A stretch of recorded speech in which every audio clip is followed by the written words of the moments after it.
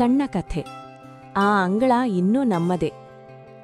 ಸಂಜೆ ಹೊತ್ತು ಮಳೆ ತುಂತುರು ಬೀಳ್ತಿತ್ತು. ಗೌರಮ್ಮ ಅಣ್ಣನ ಮನೆ ಬಾಗ್ಲು ಮುಂದೆ ನಿಂತು ಒಳಗೆ ಬರಕ್ಕೆ ತಡ ಮಾಡ್ತಿದ್ಲು. ಕಣ್ಣು ಕೆಂಪಾಗಿದ್ವು. ಅಷ್ಟಲಿ ಮಲ್ಲಪ್ಪ ಬಾಗ್ಲು ತೆಗ್ದ. ಮಲ್ಲಪ್ಪ: ಏನ್ರಿ ಗಂಗೆ, ಇಷ್ಟೊತ್ತು ಹೊತ್ತಾಗಿ ಏನಾಯ್ತು? ಗೌರಮ್ಮ ಮಾತಾಡಕ್ಕಾಗ್ಲಿಲ್ಲ. ಒಳಗೆ ಬಂದು ಅಂಗಳದ ಪಕ್ಕ ಕುಂತ್ಲು. ಹಳೆಯ ನೇರಳೆ ಮರ ನೋಡಿ ಕಣ್ಣೀರು ಜೋರಾಗಿ ಬಿತ್ತು. ಗೌರಮ್ಮ: ಅಣ್ಣ, ಅಮ್ಮ ಇದ್ದಾಗ ಎಷ್ಟು ಚೆನ್ನಾಗಿತ್ತಲ್ವಾ, ಇಲ್ಲಿ ಬಂದಾಗ ನೋವು ಕಡಿಮೆ ಆಗ್ತದ? ಮಲ್ಲಪ್ಪ ಅವಳ ಹತ್ರ ಕೂತು ತಲೆ ಮೇಲೆ ಕೈ ಇಟ್ಟ. ಮಲ್ಲಪ್ಪ: ಅದೇನೂ ಅಚ್ಚರಿಯಲ್ಲ, ಇದು ನಿನ್ನ ಮನೆನೇ ಗಂಗೆ. ಗಂಡನ ಮನೆ ಜಗಳ ಎಲ್ಲಾ ಕಡೆ ಆಗ್ತದ, ನೀನು ಒಬ್ಳಲ್ಲ. ಅಷ್ಟ್ರಲ್ಲಿ ಶಾಂತವ್ವ ಬಂದು ಕೈಯಲ್ಲಿ ನೀರ್ ಕೊಟ್ಲು. ಶಾಂತವ್ವ: ಮೊದ್ಲು ನೀರ್ ಕುಡಿ, ಅತ್ತೂ ಹೊಟ್ಟೆ ಖಾಲಿ ಮಾಡ್ಕೋಬೇಡ, ಇಲ್ಲೇ ಇರು, ಮನ್ಸು ಹಗರಾಗೂ ತನಕ.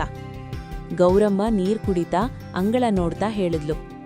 ಗೌರಮ್ಮ: ಅಣ್ಣ, ನೆನಪಿದ, ನಾವು ಚಿಕ್ಕಾಗಿದ್ದಾಗ ಈ ಅಂಗಳದಲ್ಲೇ ಗೋಲಿ ಆಡ್ತಿದ್ವಿ. ಅಮ್ಮ ಬಂದು ಒಳಗ ಬನ್ನಿ ಅಂತ ಕೂಗ್ತಿದ್ಲು. ಮಲ್ಲಪ್ಪ ನಗು ಬಂತು.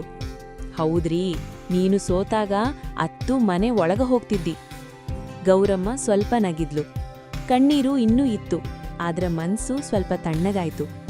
ಗೌರಮ್ಮ: ಇವತ್ತು ಮಾತ್ರ ಇಲ್ಲಿರ್ಲಿ ಅಣ್ಣ. ಮಲ್ಲಪ್ಪ: ಎಷ್ಟು ದಿನ ಬೇಕೋ ಅಷ್ಟು ದಿನ ಇರು. ಅಣ್ಣನ ಮನೆ ಬಾಗ್ಲು ನಿನಗೆ ಯಾವಾಗ್ಲೂ ತೆರೆದದ. ಮಳೆ ನಿಂತಿತ್ತು.